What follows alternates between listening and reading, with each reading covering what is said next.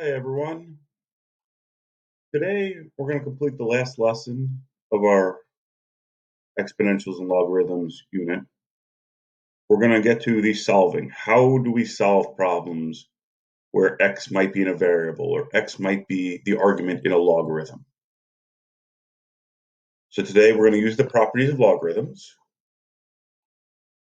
and we're going to learn how to solve for x using some of the new tools we've learned.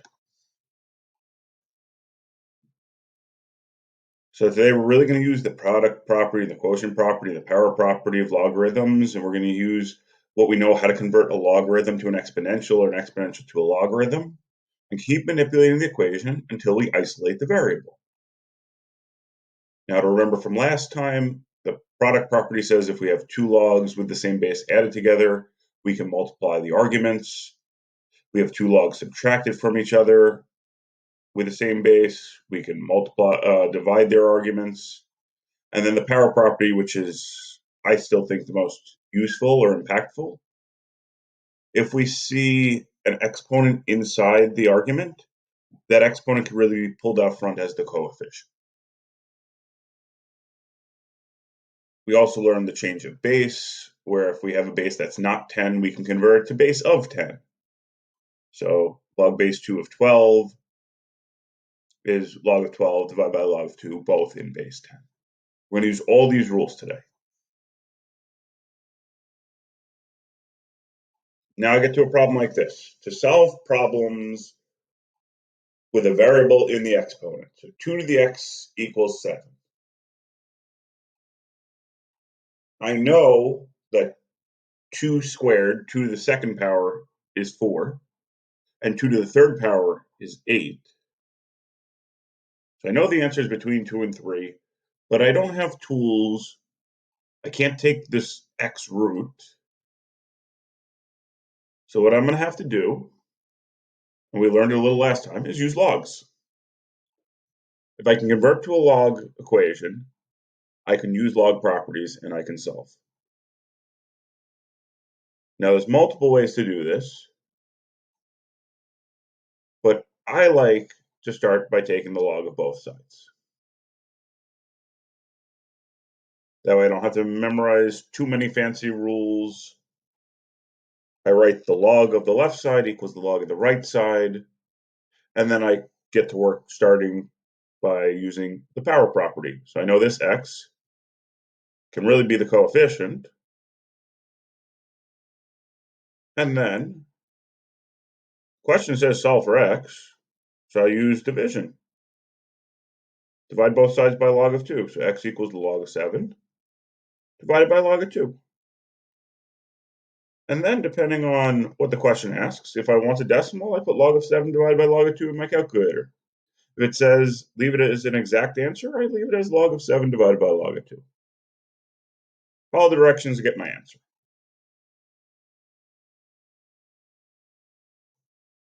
And there is the answer as a decimal, rounded to 3 decimal places. If it says round to 2 decimal places, it would be 2.81. Make sure you follow the directions, and you'll get these questions right.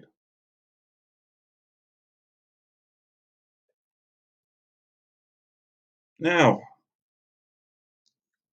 today we're going to practice these 5 equations because each one has a specific trick to it, a perfect first step, how to go about it. So I want you to pause your video. This should take probably 10 minutes, maybe a little longer. When you pause your video, I will walk through each and every single one of these. You can fast forward to the ones that you had trouble solving, or if you just want to check answers. So go ahead, pause, attempt all of them. When you're ready, we'll go through them.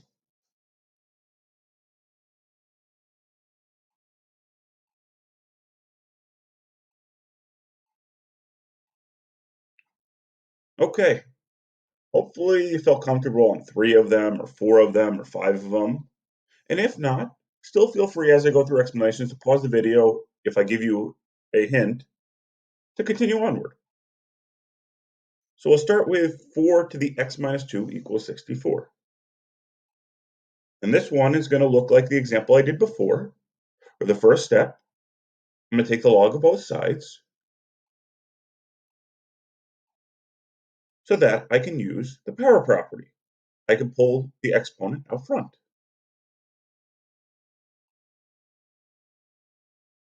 Now my goal is to solve for x. We have to be comfortable with the idea that log of 4 is a number. It's a decimal, but it's a number. So whatever we've done in the past, we can still do now with a number. So we divide by log of 4 to just get x minus 2 by itself. I can put log of 64 divided by log of 4 in a calculator and get 3, or get any decimal I want. And I know I got to add 2 to it. Add 2 to both sides and get x equals 5. So once again, that power property is going to come in handy. If I have an x in the exponent, I'm probably taking the log of both sides. So let's see what we got next. Log of 4 plus log of 2x minus 3 equals log of 4x. Now I really don't want to have two logs on one side. So I'm going to use the product property, which states that I can multiply these two arguments. Now hopefully you didn't forget how to multiply 4 times 2x minus 3. You remembered, okay, I can use the distributive property. And then I have log of 8x minus 12 equals log of 4x. And here's where you got to see the trick. The log of the left side equals the log of the right side, meaning what's in parentheses, the arguments have to be equal. So this problem really is not a log problem at all. It's a linear problem. We could solve for x. Okay, if there's logs on both sides, then the logs are really not necessary to solve it. As you do your 2 or 3 steps that you need to, you isolate x, and you get x equals 3 in this case. Now the next one. This one's very similar to that first example. I know the numbers are bigger. I know there's 2 x's, which might seem scary, but go through the steps that you're comfortable with and see, does it make my equation simpler? Take the log of both sides. Okay, I can use the power property on both sides now. And this still looks pretty intimidating, but if we are comfortable with log of 5 and log of 125 both being numbers, they're decimals, but they're both numbers, the only thing we have as a variable is x. The only thing we got to solve for is x.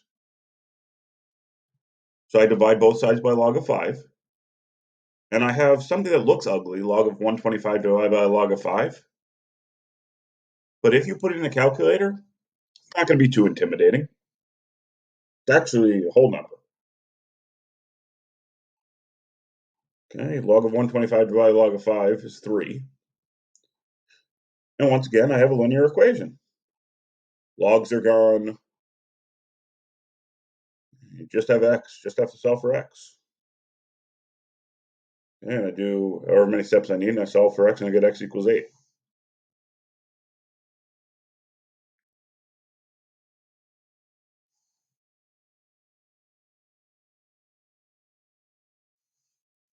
Now this one. Biggest mistake I see on this problem is people make it more challenging than it is and don't think, what's an easy first step to help me simplify the equation? So hopefully you see it. Add 7 to both sides. That negative 7 can be undone with an addition of 7. And now we go through log of both sides, use the power property, divide, and once again, log of 81 divided by log of 3. Might be scary, might not be. Put in our calculator, let's see. It's just 4. Then we have 4 minus x equals 4. We can solve that for x, and we get x equals 0.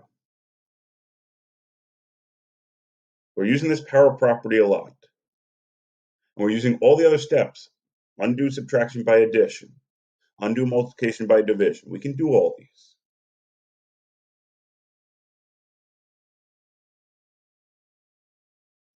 And then we get this one. This one's got a lot going on in it. So we'll walk through it, make sure we understand what are the important steps. So step one, I could use the product property, and I could do x times x plus 6 and get x squared plus 6x. And now I have a log problem. So I can't take the log of both sides.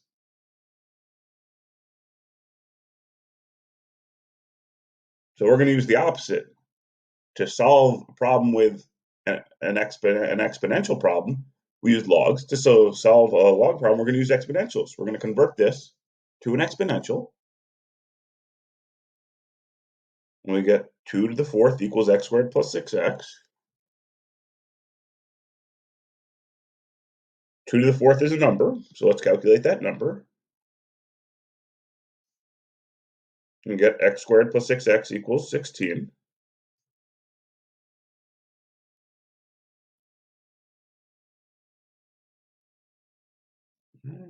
Now you get x squared plus 6x minus 16 equals 0, because it's a quadratic. So at this stage, quadratic, remember that. If I see x squared, I'm going to get one side equal to 0, and I'm going to factor, and I'm going to solve, or I'm going to use quadratic formula. Because those are still tools I have.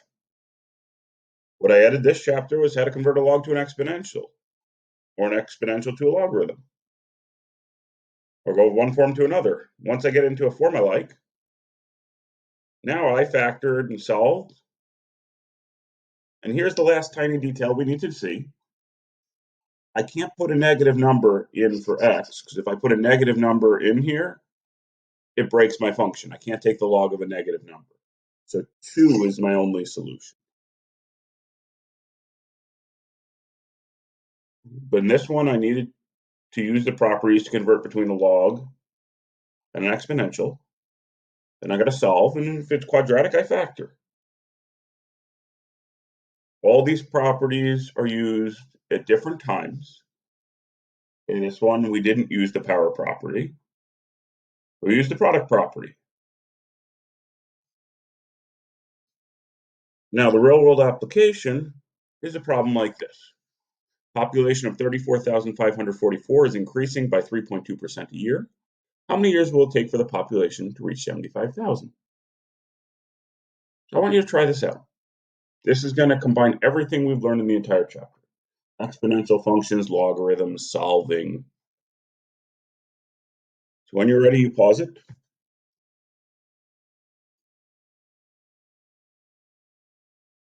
And now we'll take a look at the answer. So first step I got to do. This is an exponential growth. So my multiplier is 1.032. 100% plus 3.2% is 103.2%. Okay, a times b to the x. Okay, my goal, or what's asking, is when the population, when p is 75,000. So I got to find t, and I know p.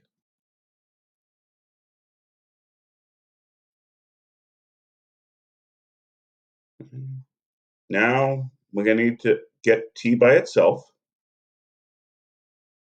Logarithms are coming, but not quite yet. There's one step I can do that'll help me isolate the exponential. So I can divide by 34,544 on both sides. Now, if you want to get a decimal for your left side at this moment, it's fine. I like to leave it as fractions. My graphing calculator will deal with fractions, and it'll be just fine. Now I'm going to take the log of both sides so I can use the power property. Okay, and the left side looks complicated, but still it's a number. I can put that in my calculator and get out an answer. Now I'm going to use the power property to move t out of the exponent. I'm going to use division to get t by itself. Now the left side is looking really, really complicated, but still, I'm not worried. My calculator can handle it. And when my calculator does handle it, it gives me 78.524 years. So it'll take about between 78 and 79 years to go from 34,000 to 75,000. And this is how we look at population models. We make predictions based on data. And now what we've learned is if there's a variable in the exponent, we can use logarithms to solve. So throughout this chapter, we've learned about exponential functions, how to write exponential functions, how logarithms undo exponential functions help us solve, and the power property. Now go back and review all of the examples we've tried in this lesson and tell yourselves which one you're comfortable and which ones do you need a little bit more practice on.